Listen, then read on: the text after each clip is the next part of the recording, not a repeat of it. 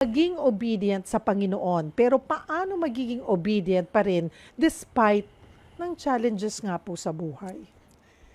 Kasi 'di ba meron, I'm sure pag nagka-counsel kayo, Yeah. may mga Pastor Jeff, lahat sinusunod ko. Lahat Naging ginawa na. mabuti ako kay Lord. Sinusunod ko siya. Pero bakit ganitong nangyayari sa akin? Bakit ako nakakaranas ng ganito? Bakit may mga ganitong pagsubok? Yan. Napakaganda ng tanong na to si Ating Cheryl. I hope po ang motivation nyo, hindi kayo sumusunod para ma-bless. Kasi kung ganun ang po motivation natin, mali pong motivation yon.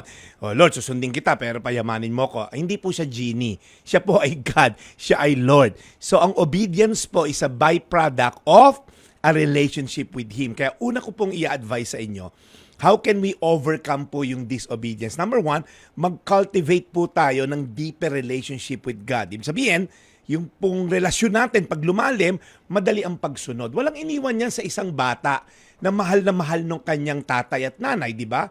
Parang ang isang bata, ang dali sumunod pag alam mong mahal ka ng magulang mo. Correct? Kasi kung yung magulang mo, pabaya, pinamigay ka nung bata ka, and all, tapos ngayon, nung nagbibinata, nagdadalaga ka, kinuha ka, parang ang hirap sumunod dahil wala kang relasyon. So, palalimin po natin ang relasyon natin sa Diyos. Paano?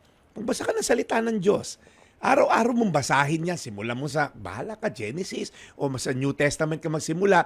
Kasi the more you get to know this God, the more mo na-realize, ay, mapagmahal pala siya. Ay, mapagpatawad pala siya.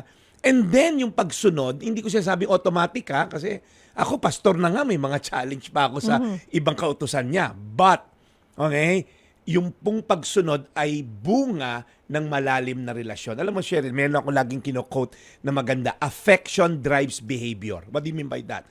Yung pong pagmamahal mo, yung nagda-drive ng iyong ugali o pagsunod sa isang tao.